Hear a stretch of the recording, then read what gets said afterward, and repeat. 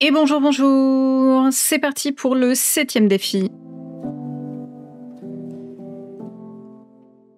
Pour ce 7e, j'ai fait un 2e Jack Russell et comme pour les ratons, j'avais besoin de m'entraîner avant de faire une animation.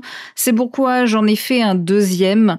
Parce que oui, ici, on cherche la perfection. Tant que je ne l'aurai pas atteinte, je continuerai, je recommencerai à chaque fois ces exercices jusqu'à ce que je sois en mesure de pouvoir les réussir.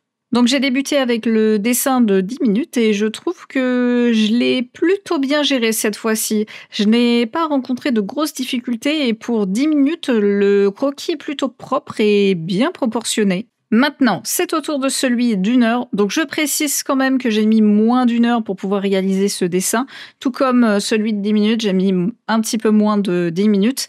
Et je m'en suis plutôt bien sortie, même mieux que le précédent. Bon après j'ai eu plus de temps pour l'observer, donc j'ai eu le temps de corriger quelques petits points.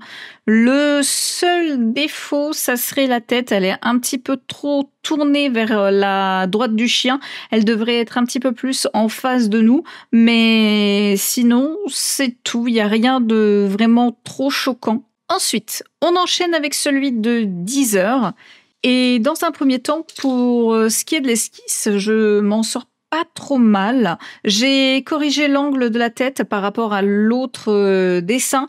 En revanche, il y a un petit défaut que je corrigerai un petit peu plus tard, c'est le museau qui est beaucoup trop allongé.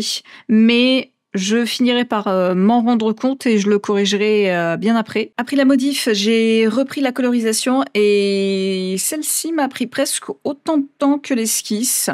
Au total, j'ai mis 3 heures pour terminer ce dessin. Comme d'habitude avec les sujets clairs, je mets moins de temps, c'est normal parce qu'il y a moins de détails et j'ai pas besoin de colorer toute la surface du dessin. Et comme à chaque fois sur les sujets blancs, je me suis pris une dizaine de minutes pour le faire ressortir avec un contour. Et voici le résultat final.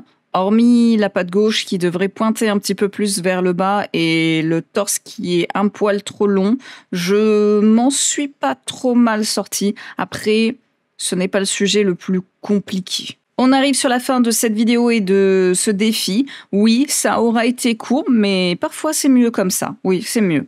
On se retrouve dans 2 semaines pour le vlog jardin. Donc sur ce, prenez soin de vous. Pour les petits courageux, je vous invite à tenter le défi. Et si vous l'avez fait, n'hésitez surtout pas à marquer Warrior dans les commentaires.